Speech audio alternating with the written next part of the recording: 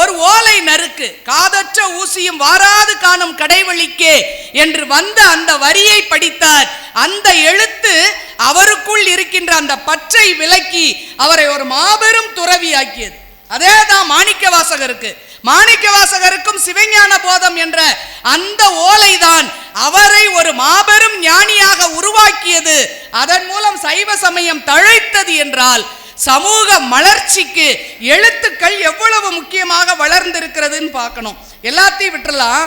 எல்லாத்துக்கும் மேல ஒரு மிகச்சிறந்த இலக்கிய வடிவம் ஒன்று இருக்கு. கடிதம்னு ஒரு இலக்கியம் இல்லைங்களா ஐயா? கடிதம், கடித இலக்கியம்னு ஒரு சிறப்பான இலக்கியம் இருக்கு. வார்த்தைகளால கூட நம்மளால நிறைய விஷயத்தை சொல்ல முடியாது, ஆனா எழுத்தில் சொல்லலாம். நேர்ல பேச முடியாத விஷயங்களை எழுத்துல கொண்டு வர முடியும். அதான் கண்ணதாசன் சொன்னார், சொல்லில் வருவது பாதி நெஞ்சில் தூங்கி கிடப்பது மீதினாரு. அதை எழுதி கடிதமாக கொடுக்க முடியும் இல்லையா? மகாத்மா காந்தி நிறைய சகோதரிகளுக்கு பெண்களுக்கு என்றெல்லாம் எழுதிய கடிதங்கள் சமூக மறுமலர்ச்சிக்கு பயன்பட்டது.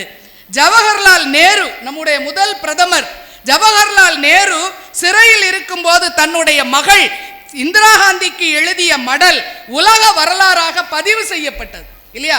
பதிவு செய்யப்பட்டது. அதே போலத்தான் மறைமலை அடிகள் கோகிலாம்பாள் கடிதம் என்று எழுதி அது ஒரு தனித்தமிழ் வளர்ச்சிக்கு வித்திட்டது, மொழிக்கான மறுமலர்ச்சியை உண்டாக்கியது.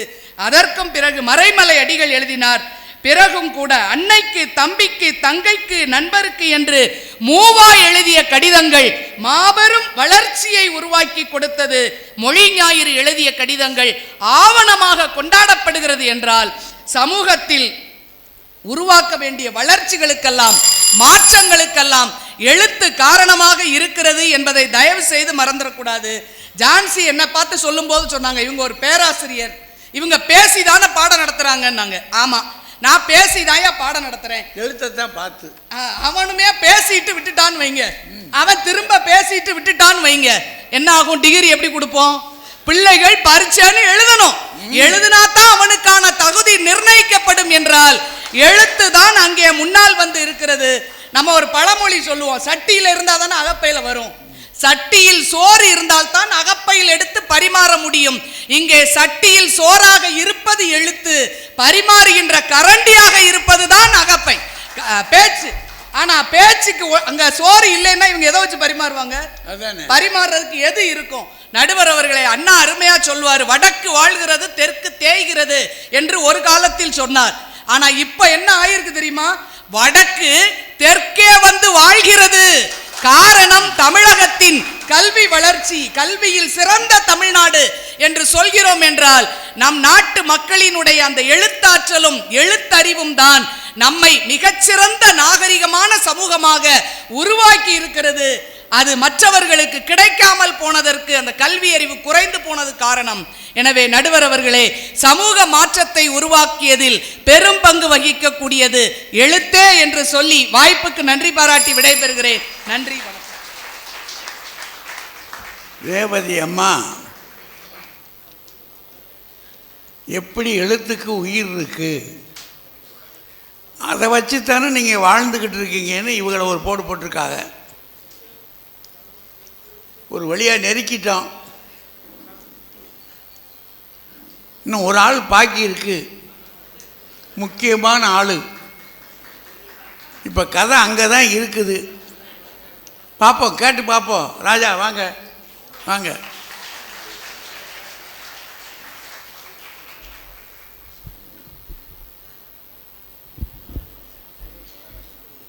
பட்டிமன்ற நடுவர் தமிழறிஞர் அவர்களே, இரண்டு அணிகளையும் சார்ந்த அறிஞர் பெருமக்களே, பெனிங்டன் நூலகத்தின் பெருமை வாய்ந்த நிர்வாக குழுவினர்களே, ஐயா முத்துப்பட்டர் அவர்களே, ஐயா சேப்பா அவர்களே, ஐயா காளியப்பன் அவர்களே, இந்த ஞாயிறு காலை சனிக்கிழமை காலை வேளையிலும் திரளாக வந்திருக்கக்கூடிய பெருமக்களே, உங்கள் அத்தனை பேருக்கும் என்னுடைய அன்பான வணக்கத்தை முதலில் தெரிவித்துக் கொள்கிறேன்.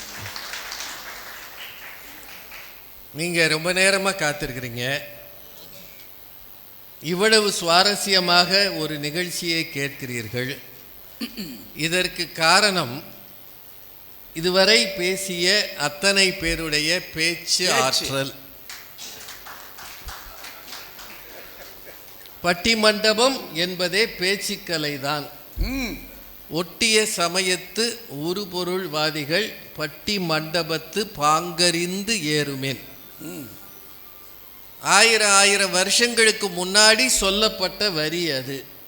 அப்படின்னா அந்த காலத்திலேயே வாதிடுபவதற்கு சமயவாதிகள் இருந்திருக்கிறார்கள். அதற்கு பிறகு நடந்த சமய மாற்றங்களுக்கு இந்த வாத பிரதிவாதங்கள் காரணமாக இருந்திருக்கிறது. இதான் உண்மை.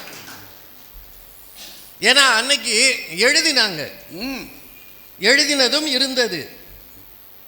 சமணர்களும் சைவர்களும் எழுதி போட்டதை வைகையில் போட்டாங்க. அது மேடேறிய இடத்துக்கு பேர் தான் திரு ஏடகம். அன்றைக்கு அந்த வாதம் இருந்தது. அனல்வாதம் புனல்வாதம் எல்லாம் இருந்தது. அந்த வாதம் என்கிற சொல் பேச்சை குறிக்கிறது. இவ்வளவுதான் விஷயம். இதுக்கு 3 பேர் மூச்சை பிடிச்சி ஏன் பேசணும்? இப்போ இன்னைக்கு என்ன பாசுரம்ன்றது தலைப்பா? இதுக்கு காப்பி வேணுமா? டீ.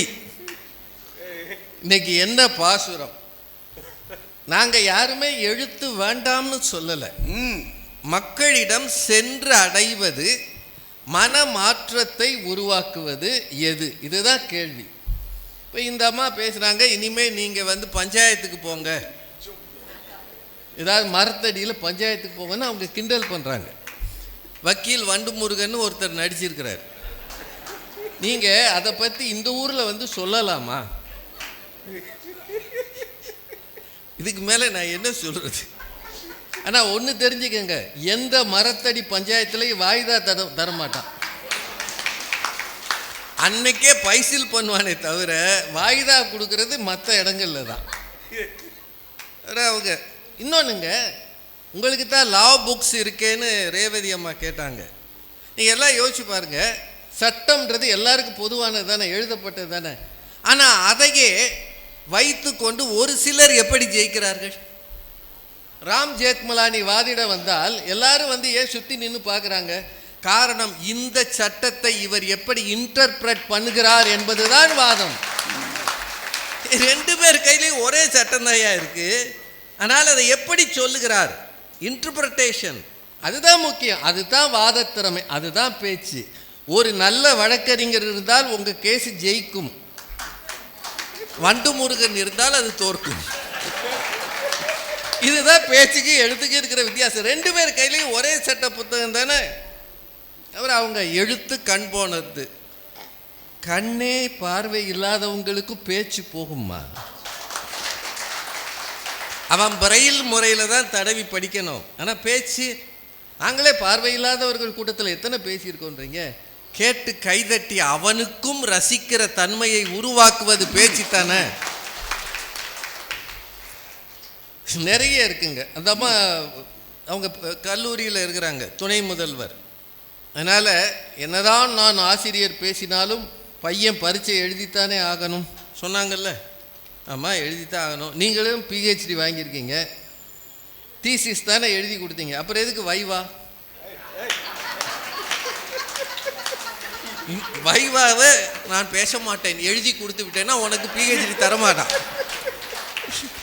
ஏன்னா நீங்க எழுதினதையே நீங்க சரியா சொல்றீங்களான்னு ஒரு பெரிய அறிஞர் கூட ஆய்வு செய்யும். வைவாவில் போய் பேச தெரியாம தத்தப்பு தானே அவன் என்ன சொல்லுவான்? யாரோ மண்டபத்தில் எழுதி கொடுத்து இந்த அம்மா இங்க வந்திருக்குன்னு சொல்லுவானே சொல்ல மாட்டானா? தான் எழுதியதை தானே சொல்ல தெரியணும். அதுக்கு பேர் தான்மா பேச்சு. அங்கெல்லாம் பேசிட்டு இங்க எழுத்து சோறா, பேச்சு அகப்பையான்.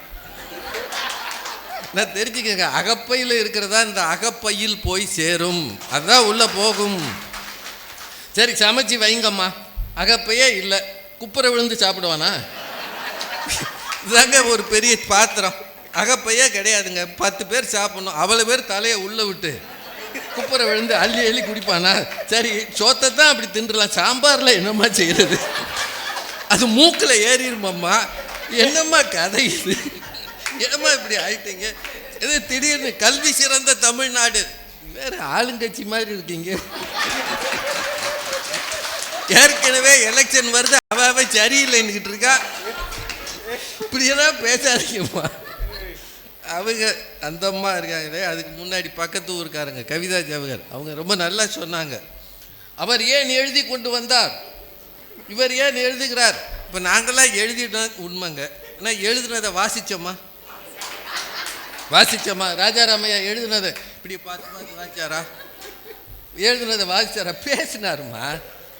எழுதுவதை வாசிப்பது வேறு, பேசுவது வேறு. பேச்சிலே உயிர் ஆற்றல் உண்டு, பேச்சிலே குரல் மாடுலேஷன் உண்டு, ஏற்ற இறக்கம் உண்டு, பேச்சில் ஆடியன்ஸை பார்க்குற பார்வை உண்டு. அதனால தான்மா அகர முதல எழுத்தெல்லாம் என்று தொடங்கிய திருவள்ளுவர் சொல்வன்மைன்னு அதிகாரம் போட்டாரு, அவை அஞ்சாமைன்னு போட்டாரு, அவை அறிதல்னு போட்டாரு. இது இத்தனையும் அமைச்சனுக்கு முக்கியம் என்றும் சொன்னார். அப்புறம் இதை ஏற்கனவே சொல்லிட்டாங்க. எல்லே இளங்கிடி என்றது அவை எழுதி எழுதி வீட்டு வாசல்ல சொருகி வச்சாளா, இல்லை பேசி கூப்பிட்டாளா? இப்போ ஆண்டாள் எழுதினார் அவ என்ன செஞ்சிருக்கணும், ஓலைச்சுவடியில் எழுதி ஒவ்வொரு வீட்டு வாசலையும் சொருகி வச்சுட்டு முடியும் போது படித்து எந்திரிச்சு வா அப்படின்னா விடியங்காட்டி ஒரு பொண்ணும் வராது, ராத்திரி தான் வரும். இன்னொன்றுமா, எழுத்தை படிப்பதற்கு படிப்பறிவு வேணுமா. இன்னைக்கே நம்ம ஊரில் 100% கற்றவர்கள் குறைவு. உண்மையா இல்லையா? 1875 இந்த நூலகம் தொடங்கப்பட்ட போது இந்த ஊரில் தார் ரோடு கிடையாதான், இந்த ஊரில் தார் சாலைகள் கிடையாது. இது எல்லாத்துக்கும் மேலே இந்த ஊரில் கழிப்பறை கிடையாது, தெருவிளக்கு கிடையாது, எதுவுமே கிடையாதுங்க. அப்போ அந்த காலத்தில் கலெக்டர் பென்னிங்டன் இதை ஒன்று இங்கே இருக்கிற நிர்வாக கமிட்டி, அது நிறைய பேர் ஐயா மாதிரி பெரியவங்க அந்த காலத்தில் இருந்திருக்கிறாங்க, அவங்க எல்லாரும் கூடி இதை பண்ணியிருக்கிறாங்க. அப்படின்னா அன்றைக்கு வாசிக்க தெரிந்தவர்கள் எத்தனை பேர் இருந்திருப்பார்கள் சொல்லுங்க. அவங்க அன்னைக்கு இருந்தவங்களுக்காக உருவாக்கலைங்க, அதற்கு பிறகு வாசிக்கிறவர்களை உங்களை போன்றவர்களுக்காக உருவாக்கப்பட்டது தான் இந்த பென்னிங்டன். இத்தனை இருக்குல்ல, பென்னிங்டன் ஃபோட்டோ எங்கேயாவது இருக்கா? அந்த மனுஷன் விளம்பரம் தேடாமலே போயிட்டானையா. இன்னைக்கு ஒரு பாத்ரூம் கட்டினாலே ஃபோட்டோவை பெருசாக மாட்டிடுறானே. இது நான் கட்டிய பாத்ரூம்னு இவ்வளவு பெரிய நூலகத்தை உருவாக்கி எம்எல்ஏ உபயம், எம்பி உதயம், இவ்வளவு பெரிய ஒரு நூலகத்தை அதை உருவாக்குனது மட்டும் இல்லைங்க, இதுக்கு பணம் எப்படி வரும்ன்றதுக்காக கடைகளை கட்டி இவ்வளவு ரூபாய் வருமானம் வரணும்னு வச்சு இதுதான் தீர்க்க தரிசனமாக செய்கிறது. ஆனால் ஃபோட்டோ கொடுக்காம போயிட்டார் பாருங்க அந்த ஆள். என்ன பெரிய விஷயம், நீங்கள் உட்காந்துக்கிட்டு பேச்சை பற்றி சாதாரணமாக பேசுகிற, அது பேச்சு காணாமல் போகுமா. கவிதா ஜவஹர், இப்போ நீங்கள் யூடியூப்னு திறங்க, கவிதா ஜவஹர் தான். அது காணாமையா போச்சு. அலெக்சாண்டர் குதிரையை எப்படி அடக்கினார்? இந்த நான் சொல்லலைங்க, கவிதா ஜவஹர். இத்தினூண்டு பையனாக இருந்த அலெக்சாண்டர் ஒரு முரட்டு குதிரை எப்படி அடக்கினார்? இவங்க தான் பக்கத்தில் நின்று பார்த்த மாதிரியே. அலெக்சாண்டர் குதிரை எப்படி அடக்கினார்னு இவங்க சொன்னால் நம்ம உண்மைன்னு நம்புறமா இல்லையாங்க? இப்போ நீங்கள் இவ்வளோ பேர் இருக்கீங்களே, நீங்கள் என்ன செய்வீங்க? ஆமாம் கரெக்டு தான், குதிரையினுடைய அது நிழலை பார்த்து பயப்படுகிறது, அதனாலே அதை இந்த பக்கம் திரும்ப நிழல் அது வெளிச்சத்தில் இருக்கிற நிழலை பார்த்து பயப்படுதுன்னு கண்டுபிடிச்சி அதை அடக்கினார்னு ஒரு கதை இருக்குது. பெரும்பாலும் கதை தானேங்க. இதை எல்லாத்தையும் கேட்டு, அதாவது சொல்ல தெரிந்த ஒருத்தனால பொய்யை கூட மெய்யாக்க முடியும். பொய்யுடை ஒருவன் சொல்வன்மையினால் மெய்போலுமே இருக்குல்லங்க. விஷயம் கையில் போய், வாயுள்ள பிள்ளை தாங்க வாழைப்பழம் சாப்பிடும், வாய் இல்லாத பிள்ளை தோலை பார்த்துக்கிட்டு நிற்கும். இது அதில் இவங்க சூப்பர் ஸ்டார் ஐயா காலில் விழுந்தாருன்னு, இது ஒரு உண்மையிலே சொல்கிறேன், ஐயா எழுதின புஸ்தகத்துக்காகவா அவர் காலில் விழுந்தார்? அந்த மேடையில் நாங்களும் தான் இருந்தோம். அவர் ஏற்கனவே அந்த காலத்தில் சிவாஜி படம் ஷூட்டிங்லேயே காலில் விழுந்தார். காரணம் என்னன்னா, உலகறிந்த தமிழ் பேச்சாளர் ஒருவர் இருக்கிறார் என்பதால் தான். சரி, அதெல்லாத்தையும் விடுங்க. அது எந்த ஊர்லம்மா இந்த குற்றம் செய்த பிள்ளைகளுக்கெல்லாம் தண்டனை கொடுத்தாங்க? 12 பிள்ளைகளுக்கா? 12 புஸ்தகத்தை கொடுத்து படிக்க சொல்லியிருக்கேன். அதாவது தண்டனை என்னன்னா படிக்க சொல்றது. இப்போ நீங்கள் எழுத்தை பற்றி பேசுகிறவங்க என்ன சொல்லியிருக்கணும்? ஏங்க, படிக்க சொல்கிறத தண்டனைன்னு சொல்கிற ஒரு கட்சி இந்த கட்சி தாங்க. படிக்க சொல்கிறது அவன் தண்டனை வேற ஏதாவது கொடுத்துருக்கலாம்ல. எந்த வேலை படிக்கிறத தண்டனைன்னு சொல்லி ஒரு கட்சி எழுத்துக்கு ஆதரவாக பேசுதுன்னா ஸ்ரீவில்லிபுத்தூரில் தாங்க இந்த பாவமெல்லாம் பண்ணுவாங்க. இது எப்படிம்மா இப்படியெல்லாம் யோசிக்கிறீங்க? இதுக்கு என்ன செஞ்சிருக்கலாம்? அந்த பிள்ளைகளை கூப்பிட்டு வச்சு ஐயா மாதிரி பெரியவங்க, ஏன் கவிதா ஜவஹர் மாதிரி பேசும் பூங்காற்றை உட்கார வச்சு கொஞ்ச நேரம் பேசியிருந்தா அவன் அன்னைக்கே தெரிஞ்சிருப்பான். 12 புஸ்தகம் கொடுத்து அவனை படிட்டான்னா அவன் நொந்து போய் படிச்சிருக்கான். இங்க இருக்கிற எல்லாரையுமே சொல்றேன், வந்தோடனே உங்களுக்கு ஆளுக்கு ஒரு புஸ்தகத்தை கொடுத்துருந்தா நீங்க இவ்வளவு நேரம் இருந்திருப்பீங்களா? ஐயா சொல்லுங்கய்யா, உங்ககிட்டயே கேட்குறேன். வந்தோடனே ஆளுக்கு ஒரு புஸ்தகத்தை கொடுத்து ஐயா படிங்க. கவிதா சொல்லியிருக்காங்க, ரேவதி சொல்லியிருக்காங்க, ராஜகுமார் நல்லா சொல்லியிருக்கிறாரு, படிங்கன்னா நீங்க யாராவது இருந்திருப்பீங்களா? ஐயா என்னையா பேசுறீங்க? சரி, இவ்வளோ வருஷம் இது நடக்குதுல்ல. இந்த பெனிங்டன் லைப்ரரிக்கு ஒரு நாளைக்கு எத்தனை பேருக்கு ஆவரேஜாக வர்றாங்க? 50 பேரா? 500 பேர் பெர் டே 300 பேர் வராங்க. ஆனால் இன்னைக்கு இந்த அரங்கத்துலேயும் இன்னொரு அரங்கத்துலேயும் இவ்வளோ பேர், இன்னொரு அரங்கம் இருக்குதுன்னு நினைக்கிறேன். இவ்வளவு பேர் ஏன் வந்திருக்காங்க? இன்னைக்கு இல்லை, நேற்று, நாளைக்கெல்லாம். காரணம் என்ன? ஜெயமோகன் மாதிரி பெரிய ரைட்டர் வந்து பேச போகிறார். வந்தார் அவர். சரி, அவர் எது வேலையாக இருந்திருக்கும், அவர் வரல. சரி, பெரியவங்களாம் வந்து பேச போகிறாங்க. ஐயா வர்றாரு, பேச்சு கேட்க தானே இவ்வளோ கூட்டம் வருது. மொத்தமாக இவ்வளோ பேர் வந்திருப்பாங்களா? 300 பேர் மொத்தமாக வருவாங்களா? ஒரு நாளைக்குள்ளே வருவாங்க. அப்படின்னா பேச்சு மக்களை சென்றடைகிறது, அதுதான் மாற்றத்தை உருவாக்குகிறது. 1-2 மட்டும் சொல்லிடுறேன். நம்ம பிரதமர் மாதத்தின் கடைசி ஞாயிற்றுக்கிழமை மன் கி பாத்னு பேசுகிறார். அதுக்கு என்னங்க பேர்? மனதோடு பேசுவோம். மனதோடு எழுதுவோம்னாரா? எழுதுனா அவர் எத்தனை மொழியில் எழுதணும்? பேச்சை டிரான்ஸ்லேட் பண்ணி கொடுத்துறாங்க அப்பப்போ. அப்படின்னா இன்றைக்கு சமுதாய மாற்றத்துக்காக இன்றைய தலைவர்கள் எடுத்திருப்பது எது? பேச்சு. இந்திய சுதந்திரம் அடைந்த அன்னைக்கு நேருஜி அவர்கள் விதியோடு நாம் ஒரு உடன்படிக்கை செய்து கொண்டோம். செங்கோட்டையில் பேசினாரா இல்லையா? சரி, இதை விடுங்க. புதிய மாற்றத்துக்கு முன்னாடி கட்டியம் கூறுவதாக எப்போதுமே தலைவர்கள் பேசத்தான் செய்திருக்கிறார்கள். 1971 கிழக்கு பாகிஸ்தான் என்று அன்றைக்கு இருந்த ஒரு நாட்டின் மீது நாம் தவிர்க்க முடியாமல் போனோம். இந்திரா காந்தி அன்னைக்கு பேசினாங்க. இப்போவும் ஒவ்வொரு சுதந்திர தினத்துக்கும் குடியரசு தினத்துக்கும் தலைவர்கள் வானொலியில் டிவியில் பேசுகிறாங்களா பேசலையா? செய்தி சொல்லுவதற்கு பத்திரிகைகள் இருக்குது சார், ஆனாலும் பேசத்தானே செய்கிறாங்க. உங்களுக்கெல்லாம் ஞாபகம் இருக்கும், 2016 நவம்பர் 8 இன்றைய நம் பிரதமர் திடீர்னு ராத்திரி 8 மணிக்கு டிவியில் பேசினாரா இல்லையா? ஞாபகம் இருக்கா இல்லையா? அடுத்த நாள் எல்லாரும் 500 ரூபா நோட்டு தூக்கிட்டு ஓடுனீங்களா இல்லையா? அது ஒரு மாற்றம் தானே. அது சரியாக தப்பாடுறது வேறு விஷயம்.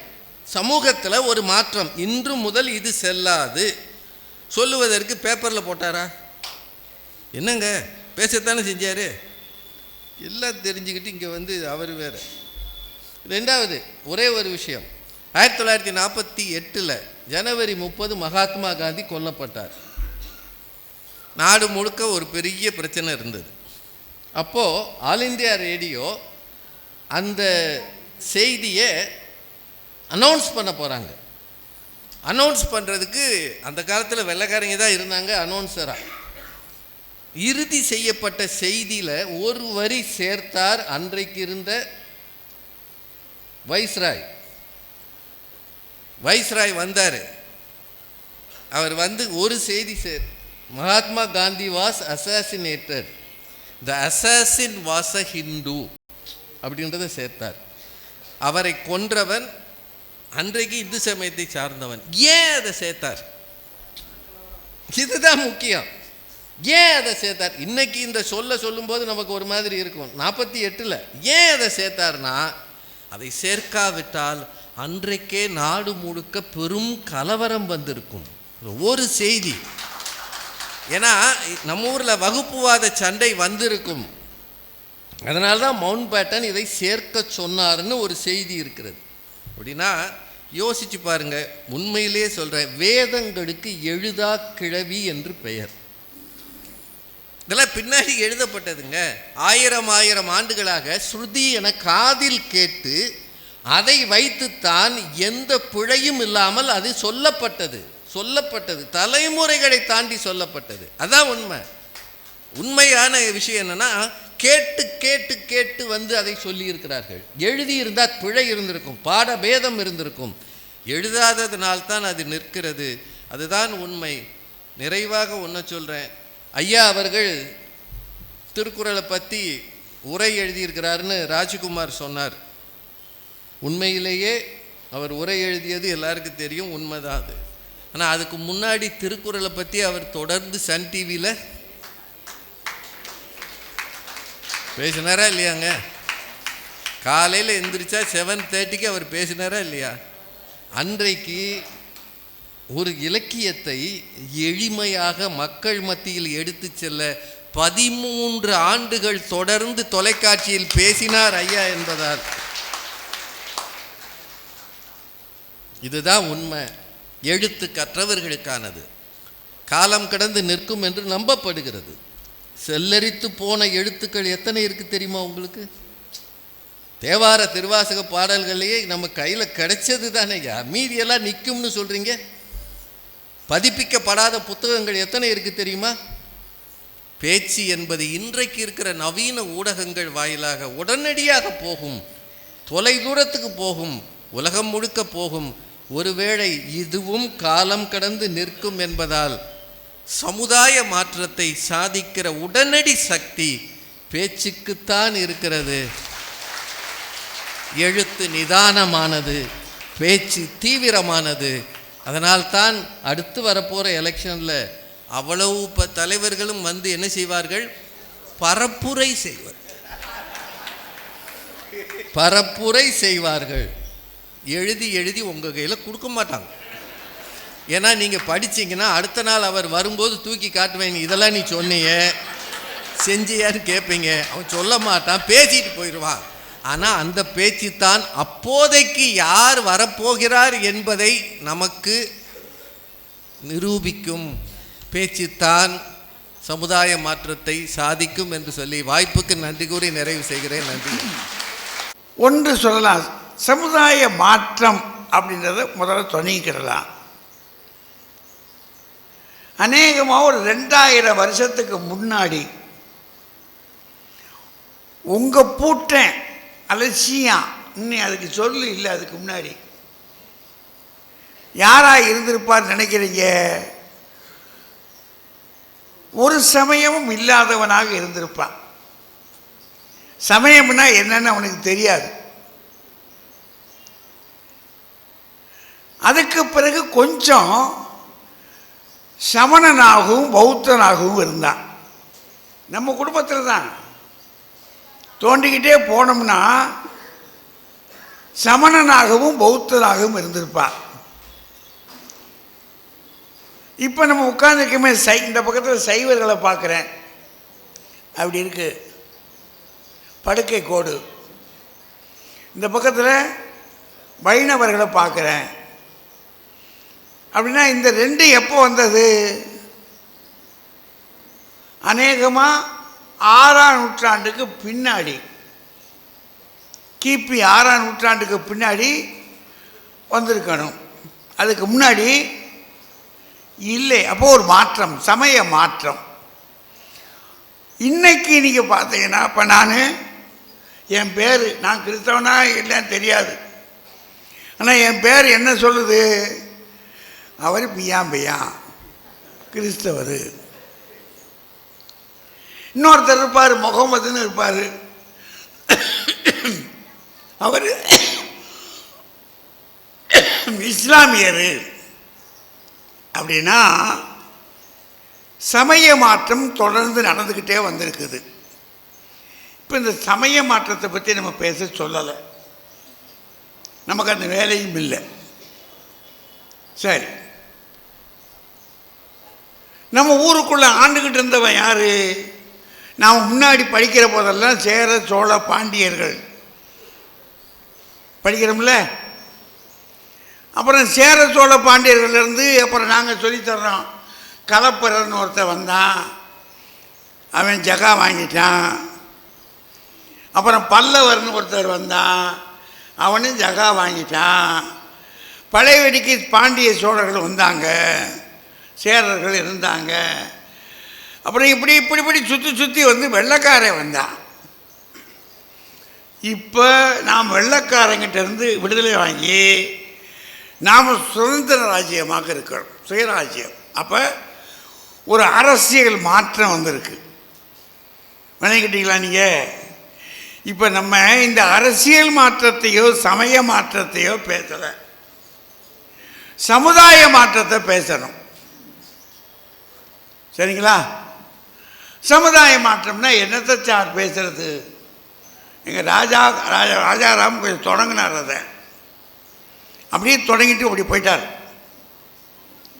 ஒரு செட்டு அப்படி யோசிச்சுக்கிட்டே வந்துச்சு. இப்போ ஒன்று சொல்ல, நாம் அங்கிட்டு சுற்றி போக வேண்டாம். நம்ம ஊர் தாய்மார்கள் நிறைய இங்கே வந்திருக்காங்க, அவங்கள வச்சுக்கிட்டே சொல்லுவோம். ஒரு 100 வருஷத்துக்கு முன்னாடி நம்ம ஊரில் ஒரு ஆம்பளை எத்தனை பெண்களை கட்டலாம்னு நினைக்கிறீங்க? கேட்போம். 100 வருஷத்துக்கு முன்னாடி ஒரு ஆம்பளை வசதி இருக்கிறவன்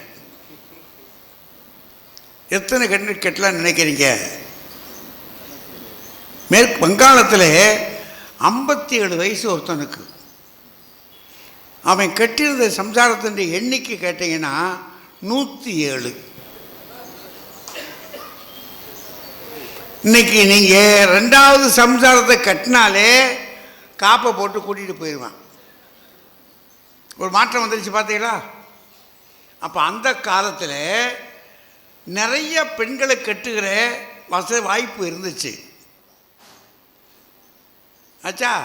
இப்போ அப்படி கட்ட முடியாது. மாற்றம் வந்திருக்கா? அது மட்டும் இல்லை, அந்த பொம்பளைகளுக்கு எத்தனை வயசு சார்? இப்போ பாரதியார் அவருக்கு 14 வயசில் கல்யாணம். அவருடைய மனைவிக்கு என்ன வயசுன்றீங்க?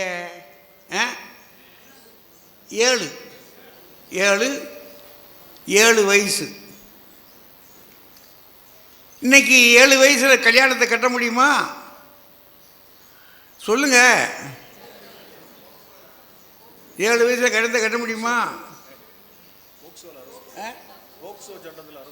போக்சோ சட்டத்தில் அரெஸ்ட் பண்ணிடுவானா? அப்போ சமுதாயம் ஏதோ மாறி இருக்குன்னு தெரியுதா? அது சரி. அன்னைக்கு புருஷன் செத்து போயிட்டான்னு வச்சுக்கோங்க, பொம்பளைய என்ன செய்யணும்? கற்பு கரசி. அவள் கற்பு கரசின்றதை காட்டுறதுக்கு என்ன செய்யணும்? என்னங்க? உடன்கட்டை ஏறணும். நீங்கள் ரெடியா? நம்ம தாய்மார்கள் இருக்காங்கல்ல, ரெடியா? போடா கிறுக்கு போயில முடியாது. உடன்கட்டை ஏறப்போன ஒரு பொண்ணை காப்பாற்றி கொண்டு வந்து தான் இந்த ஊருக்குள்ளே நம்ம திருநெல்வேலிக்கு வந்து கொண்டாந்து ஒருத்தன் கிறிஸ்தவத்தை இந்த ஊரில் பரப்பினான். அவன் ஏறப்போனவ வந்து ஒரு பிராமண பொண்ணு, அவளை தஞ்சாவூர்லேருந்து கடத்தி கொண்டாந்தான். உடன்கட்டை ஏறப்போன பொண்ணை அப்படின்னா உடன்கட்டை ஏறுறதுன்றது எவ்வளோ கஷ்டம், பொண்ணு ஏறணும். இப்போ அந்த வழக்கம் கிடையாது. சரி, புருஷன் செத்து போயிட்டான். செத்து போயிட்டான்னா அவளுக்கு கல்யாணம் ஆனது 7 வயசில் கல்யாணம். அப்போ அவனுக்கு 14 வயசு. 14 வயசில் இருந்து அவன் 20 வயசுக்குள்ளே செத்து போயிட்டான். இவளுக்கு 7 வயசுலேருந்து ஒரு 4 வயசை கூட்டினோம்னா 11 வயசு தான் ஆகுது. இந்த பிள்ளைக்கு கல்யாணம் கட்டலாமா? என்னங்க, சாமி குத்தம் நடக்கிறது முடியாது. அப்படின்னா என்ன செய்ய வேண்டியிருக்கு? அந்த பிள்ளைய என்ன செய்வாங்க? அவ்வளோதான், மொட்டை அடித்து வெள்ளை சேலையை கட்டி சினிமாக்கள்லாம் பார்க்குறோம்ல, இதான் நடந்துச்சு. அதுதான் ஒரு சமுதாயம். நடந்துச்சா இல்லை? இப்போ நான் எதுவும் இல்லாததை சொல்கிறேன்னா சாமி, ஏன்னா நீங்கள் இருக்கிறத பார்த்தா என்னடாமே என்னென்னத்தையும் சொல்கிறேன் அப்படின்னு. அப்போ அந்த பொண்ணுக்கு இன்னைக்கு திருமணம் நடத்தலாமா முடியாதா? யாரும் நடத்தலாம். சரி, அந்த காலத்தில் கணவன் இறந்து போன ஒருபாடு அந்த பொண்ணு உயிர் வாழலான்னு வச்சுக்கோங்க, எங்கே போய் இருப்பா?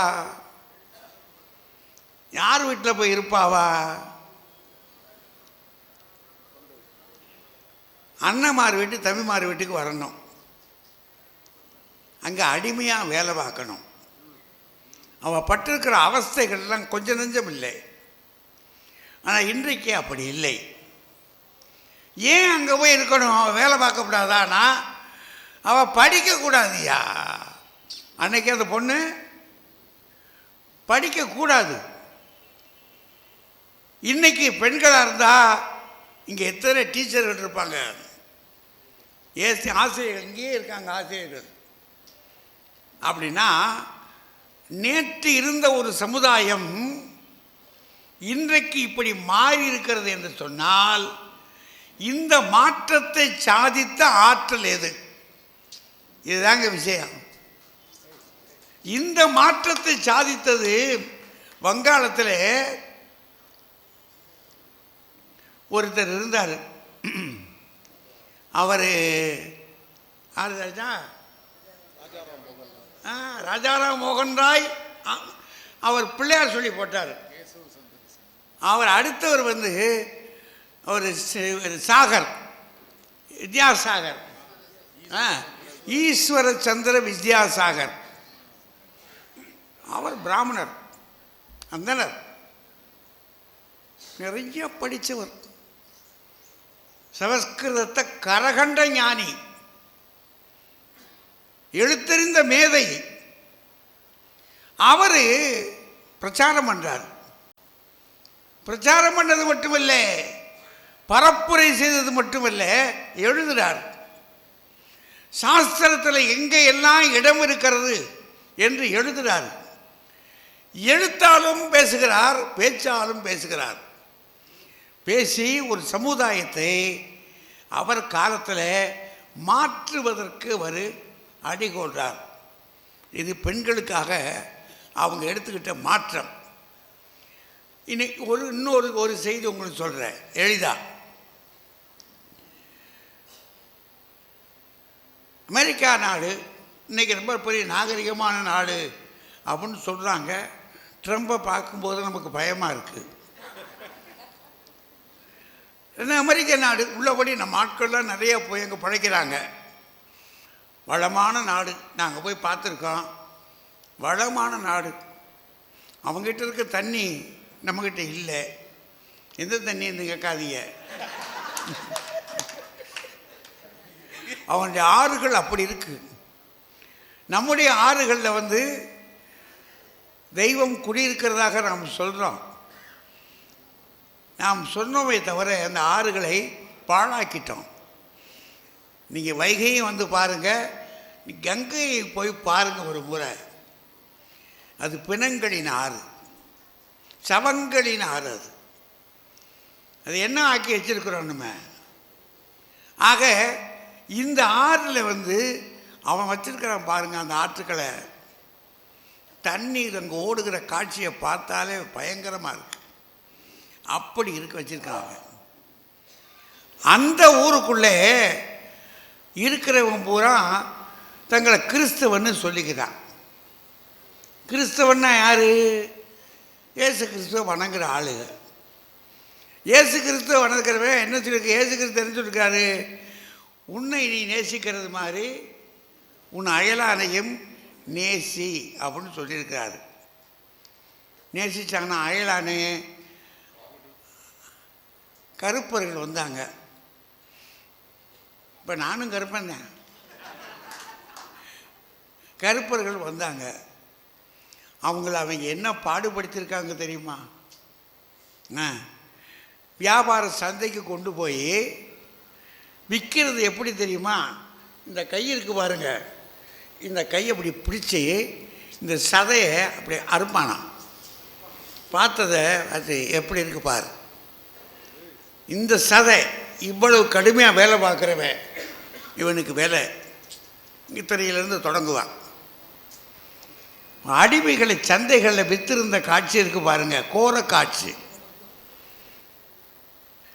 அந்த பெண்கள் இருக்காங்களே, கருப்பின பெண்கள், அவங்களுக்கு பிறக்கிற பிள்ளைகள் யார் தகப்பன்னு தெரியாது. அதை செய்து சாதித்தவன் யாரு?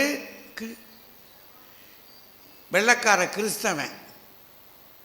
நம்ம நினச்சிக்கிட்டு இருக்கோம் நாம் சமய மாற்றம் வந்துவிட்டால் ஒருத்தர் நேசிக்க ஆரம்பிப்போம் நினைக்கிறோம். பெரியோர்களே, உங்களுக்கு சொல்லுகிறேன், சமயத்தால் மட்டும் நாம் ஒருவர் நேசிக்க போகிறதில்லை. அதையும் ஆட்டி படைக்கிற காசு ஒன்று இருக்கு. நாம் எல்லாம் இந்துக்களாக மாறிவிட்டால் நாம் ஒருவரை நேசிப்போம் என்பது அர்த்தமில்லை. நாமெல்லாம் கிறிஸ்தவர்களாகிவிட்டால் ஒருவரை நேசிப்போம் என்பது அர்த்தமில்லை. அதுக்கு காரணம் இதுதான், துட்டுத்தான், பிறரை அடிமை கொள்ளுகிற வேகம்தான். அதனால் என்ன நடந்தது அப்படின்னு சொன்னால், இந்த வெள்ளைக்கார கிறிஸ்தவர்கள் ஏதும் அறியாத கருப்பர்களை அடிமைப்படுத்தினார்கள். வியாபாரம் பண்ணாங்க சந்தையில் வச்சு.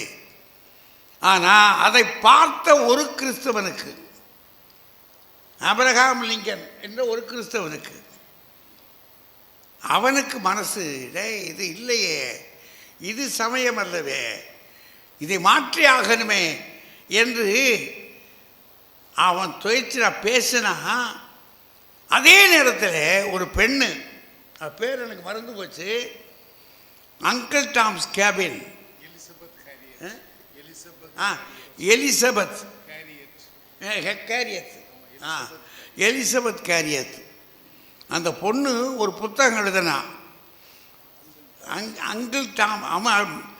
அங்கிள் மாமாவுடைய குடிசை அப்படின்னு ஒரு கதை புத்தகம் எழுதினா.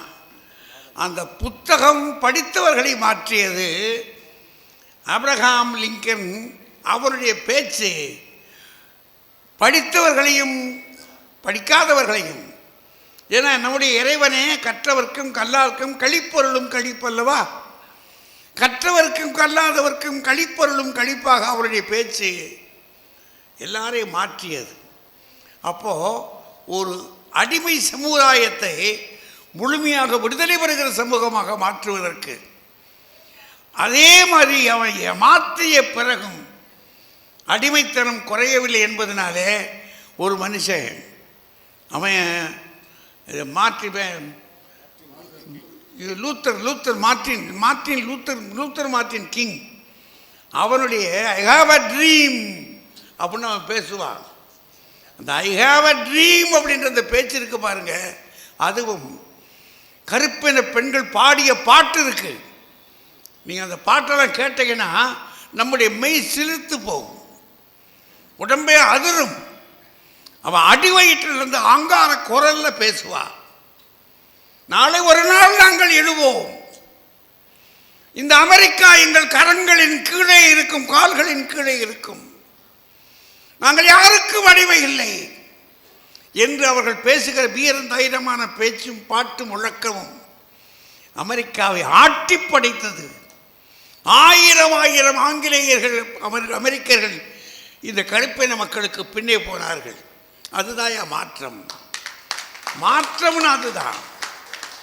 ஒரு சமூகம் பழமை சிந்தனையில் ஊறி கிடக்கிற சமுதாயத்தை, மூட பழக்க வழக்கங்களிலே மாறி கிடக்கிற சமுதாயத்தை, ஊறி கிடக்கிற சமுதாயத்தை அப்படியே தூக்கி வெளியே கொண்டு வரணும். அதை செய்யணும்ல. நீங்கள் இப்படி பாருங்கள், இப்படி ஒரு பார்ப்போம். நம்ம தெருவுக்குள்ளே படிக்காத ஆட்கள், இந்த பட்டியலினத்து ஜனங்கள் நம்ம ஊருக்குள்ளே வளர்ந்துருக்க முடியுமா ஒரு காலத்தில்? சொல்லுங்கள். பட்டியலினத்து மக்கள் நம்ம ஊருக்குள்ளே வர முடியாதுல்ல. அப்புறம் ஏன் கிறிஸ்தவர்களும் இஸ்லாமியர்களும் வந்தாங்க? நீ விட மாட்டேங்கிற ஊருக்குள்ள, கோவிலுக்குள்ள விட மாட்டேங்கிற, படிக்க விட மாட்டேங்கிற, கடவுளை தொழ விட மாட்டேங்கிற, நல்ல வேலை பார்க்க படிக்கிறதுக்கு எதுக்கும் முடிய மாட்டேங்கிற. இப்போ அவன் என்ன செய்வான்? ஒரு சமூக மாற்றம் இன்னொரு பக்கம் நடந்துருச்சு அப்படின்னா இது சாதிக்கணும்ல. சாதிக்கணும். எழுதலாம். உங்களே சொல்கிறாங்க எழுத்துறது சாதிக்கலாம்ன்றாங்க. உண்மைதான். திருவள்ளுவரை என்ன செஞ்சார்? முதல்ல கற்கனார். கற்க சொல்லிட்டே சொன்னார். டே கற்றாற்றையும் பரவாயில்ல, கட்டிலன் ஆயினும் கேட்கனார். இப்போ இங்கே அவர் எப்போ என்ன செய்வார் சொன்னால், இங்கிட்டும் பாடுவார் அங்கிட்டும் பாடுவார். நம்ம பாட்டே இருக்காலே, அடே எதுலையாவது ஒன்று தெரிவித்தோடா, அதுதான் அவர் நோக்கம். கற்றிலின் ஆயிரம் கேட்கிறாரு, இங்கே கற்கன்றார். இப்போ படிக்கவும் வேணும், கேட்கவும் வேணும். ஆனால் படிக்கிறது யாரால் முடியும்? படித்த ஆட்களால் தான் முடியும். அதிலேயே சிலது விளங்காது. அவரவர் தம தம அறிவறி வகை வகை அவரவர் இறையவர் குறைவிலர் இறையவர் அவரவர் விதிவழி அடைய நின்றனரே. இன்னும் சரியாக நான் சொல்லலை அந்த பாட்டு. இந்த பாட்டை சொல்லி முடித்தோடனே அப்படியா என்ன சொல்கிறீங்க? நம்மாழ்வார் பெருமானுடைய பாட்டு இது. இந்த பாட்டுக்கு அர்த்தம் என்னையா? எழுத்தை படித்த உடனே நமக்கு விளங்கி விடுவதில்லை. தொல்காப்பியத்துக்கும் திருக்குறளுக்கும் எத்தனை உரைகள் வந்திருக்கு? எந்த உரையாவது முழுமையாக முடிஞ்சிருக்கா? ஆனால் என்ன ஆச்சு? நீங்கள் முதல்ல பேச்சு அப்படின்னா போர்க்கள பேச்சு அப்படின்னு ரெண்டு பேச்சு இருக்குது பார்த்துங்க. கிரீக்கில் ஒருத்தன் பேசினா, ராஜதந்திர யுத்தகல பிரசங்கம் சொல்லி, யுத்தகலத்தில் போய் அந்த கிரேக்கர்களுடைய பெருமை இருக்கு பாருங்க, அந்த பெருமையை பற்றி பேசினான். இங்கே நம்ம ஊரில் எழுதினக்க இலக்கியத்தில் இதிகாசத்தில் கீதை பிரசங்கமாக வந்திருக்கு பார்த்தீங்களா? முதல்ல பிரசங்கமாக நமக்கு தெரியுது எதுன்றீங்க? கீதையில் எதுக்கு போர்க்கள பிரசங்கம். அது நல்லா தொடங்கினாங்க. நம்ம போர்க்களத்தில் பிரசங்கம், அது பெரிய விஷயம். அது இந்த போர்க்கள பிரசங்கம் எத்தனை பேரை மாற்றிருக்கும்? மாற்றுச்சே. ஒருத்தனை மாற்றுச்சா இல்லையா? அவன் வில்ல கீழே வச்சுட்டு நான் ஒன்றும் செய்ய முடியாது, எங்கள் அப்பனும் பாட்டனும் மக்கள் எல்லாரும், நான் போய் எவ்வளோ அடிக்கிறது போடா அப்படின்னு மாத்திரை பண்ணிட்டான். அவனை மாற்றிய ஆற்றல் எதுக்கு இருந்துச்சு? பேச்சுக்கு இருந்துச்சா இல்லையா? காலத்தை மாற்றி விட்டானையா. அதே மாதிரி தான் இந்த சமூகத்துக்குள்ள பட்டியலின மக்களுக்கு ஒருவர் இருவர் இல்லையா? நீங்கள் இன்னைக்கு சொன்னீங்க என்னென்னா, சொல்லலாம். அது அரசியல் இல்லை. நான் தொடங்கினாங்க, ராஜாவும் சொன்னார், தம்பியும் சொன்னாங்க, எனக்கு தெரியுங்க இந்த மண்ணில் அரசியல் மாற்றங்கள் சமுதாய மாற்றத்தை உருவாக்கினது சொன்னால் தந்தை பெரியார், அறிஞர் அண்ணா, கலைஞர் கருணாநிதி, நாவலர் நெடுஞ்செழியன்.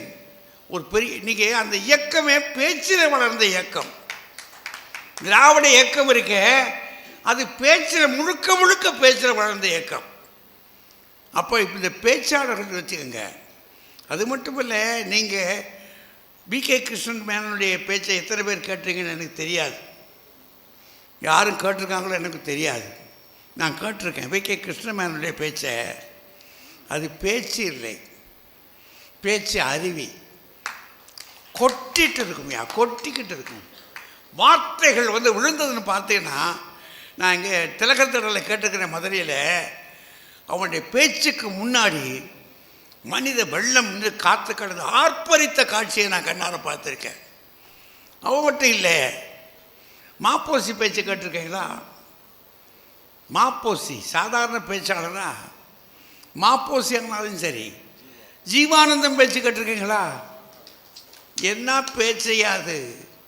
அந்த பேச்சில் ஒரு உடல் மொழி இருக்கும். ஒரு ஆட்களை ஆஹா என்று எழுந்தது பாரு புரட்சிடுவான். இந்த ஆஹா என்று எழுந்தது பாரு, இந்த கையை இப்படி வைப்பார் பாருங்க, இங்கேருந்து அங்கே குதிச்சு போய் நிற்பார். அந்த உடல் மொழி இருக்கே, அதுவும் சரி. அவர் மட்டும் இல்லை, பாலதண்டாயுதம் மட்டும் தானே. தாவனா பாண்டியன் எந்த காலத்தில், ஜீவானந்தம், பாலதண்டாயுதம், எத்தனை பெரிய அறிஞர்கள் ஐயா, எத்தனை பெரிய பேச்சாளர்கள். அது பேச்சாளர்கள் நிஜம். தந்தை பெரியாருடைய பேச்சை கேட்டிருக்கீங்களா? நீங்கள் கேட்டிருப்பீங்க. ஐயா பாருங்க, ஐயா சொல்கிறார், கேட்டிருக்காங்களா? அது பேச்சு எவரையும் நிற்க வைக்கும். பகையாளை கேளாரும் வேட்ப மொழிவதாம் சொல்லுனார் இல்லையா? அப்படி ஒன்றும் பெருசாக ஆவேசமாலாம் பேச மாட்டார். அதுக்கு ஒரு உதாரணம் எங்களுக்கு சொல்லு. சாக்ரட்டிஸை பற்றி பேசினாங்க. சாக்ரட்டிஸு எழுத படிக்க தெரியாதவன். அவனுக்கு எழுதவும் தெரியாது, படிக்கவும் தெரியாது. ஆனால் அவருக்குள்ள ஞான ஊற்று ஒன்று கிளம்பிடுச்சு. அவன் ஏத்தேஸ் நகரத்துக்குள்ளே வர்றான், நிற்கிறான். ரொம்ப படித்த பெரிய மனிதர்கள் இருக்காங்க, இளைஞர்கள் இருக்கிறான். அப்பா எப்பா எனக்கு ஒன்று தெரியலையே, படித்த நீங்கள் கொஞ்சம் சொல்கிறீங்களா அப்படின்றான். அவங்க எல்லாம் கிறுக்கு போய் ஒரு கிறுக்கு போய் வந்திருக்கானே அப்படின்னு, என்ன ஒன்று தெரியல சொல்லுவேண்ணா. ஒரு கேள்வியை கேட்குறான் அந்த ஆள். ஒன்று சொல்லிட்டு இது ஏன் யான்றான். அவங்களுக்கு விளங்கலை. இது சரி, ஒரு விடையை சொல்லுவோம். ஒரு விடையை சொல்கிறாங்க. சொன்னால் அவன் என்ன கேட்குறான், அதுக்கு மேலே ஒரு கேள்வி கேட்குறான்.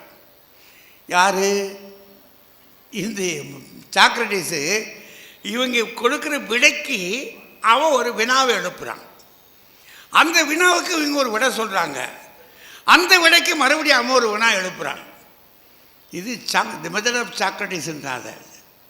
சாக்ரட்டிஸுடைய பேச்சாற்றலில் என்ன வந்திருக்குன்னா, அவன் கேள்விக்கு மேலே கேள்வி கேட்டுக்கிட்டே இருக்கான், தொலைக்கிறான். யார்? படிக்காத, எழுத தெரியாத ஆடு.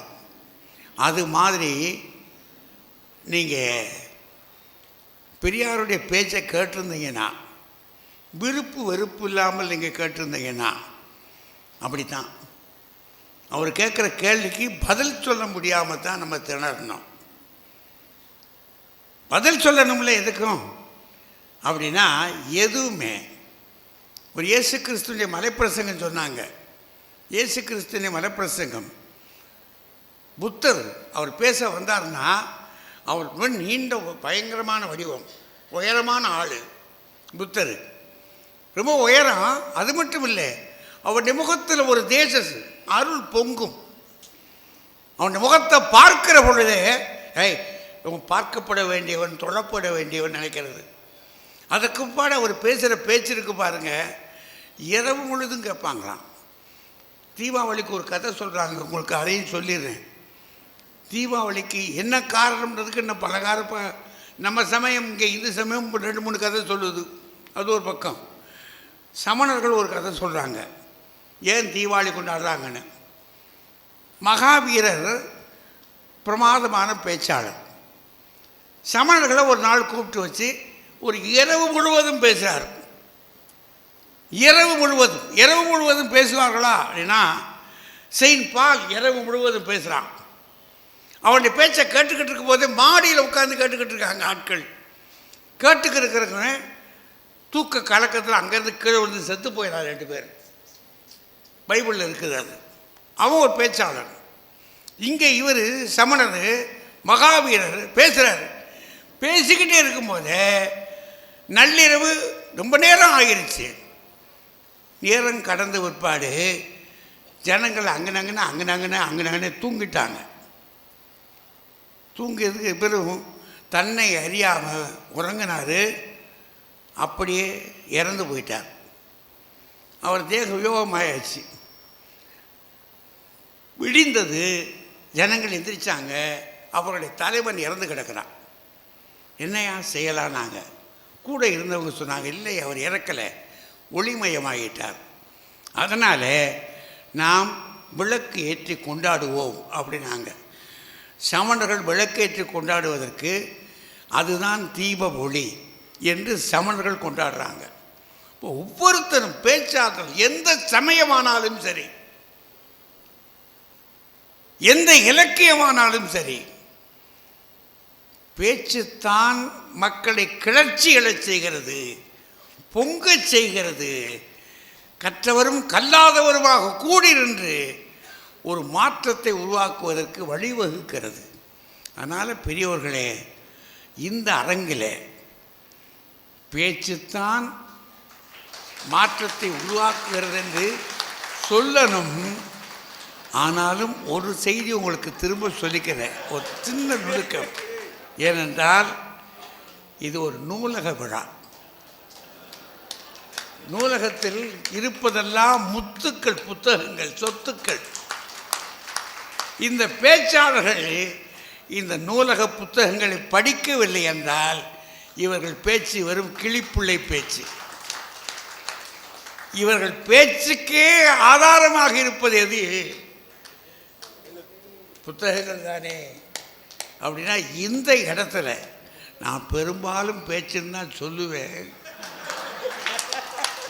ஆனால் இந்த இடத்துல நூலகமாக இருப்பதனால அந்த அன்னை என்னை மன்னிக்க வேண்டும், இல்லாட்டி என்னை அடிச்சு விடுவா. அதனால் அவளை தொழுது கொண்டு சொல்கிறேன், புத்தகங்களுக்கு ஒரு பெரிய பங்கு உண்டு. அதனால் புத்தகங்களே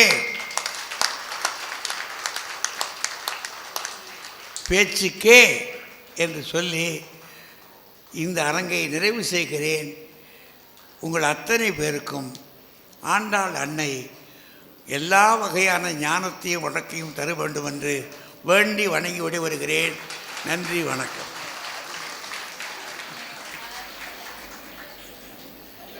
ஒரு நிமிஷம், ஐயாவுக்கு கோவில் மரியாதை செய்யப்படுகிறது. ஆண்டாள் மன்னிக்க மாட்டாங்க. ஆண்டாளுடைய பிரசாதமே உங்களை தேடி வந்து கொண்டிருக்கிறது. அதுமாதிரி சாயங்காலம் நர்த்தகி நடராஜ் அவர்களுடைய நாட்டிய நிகழ்வு இந்த மேடையில் நடைபெற இருக்கிறது. அதிலும் அனைவரும் கலந்து கொள்ள வேண்டும். உங்களுக்கெல்லாம் அந்த பென்னிங்டன் நூலகத்தினுடைய கலையரங்கத்தில் வைத்து பார்வையாளர் அனைவருக்கும் சாப்பாடு ஏற்பாடு செய்யப்பட்டிருக்கு. அதிலும் கலந்து கொள்ளும்படி கேட்டுக்கொள்கிறோம்.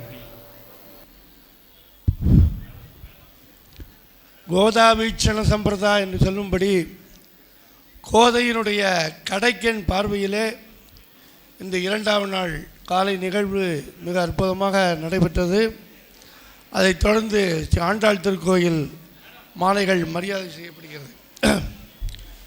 ஓங்கி உலகளந்த உத்தமன் பேர்மாடி நாங்கள் நம்பாவைக்கு சாற்று நீராடினால் தீங்கின்றி நாடெல்லாம் திங்கள் மம்மாறு பெய்து ஓங்கு பெருஞ்சன்னல் ஊடுகயில்கள பூங்கு வளைப்போதில் பொறிவண்டு கண்படுப்ப தேங்காதே புக்கிருந்து சீர்த்த முனப்பற்று வாங்க குடம் நிறைக்கும் வள்ளல் பெரும்பதுக்கள் நீங்காத செல்வம் நிறைந்து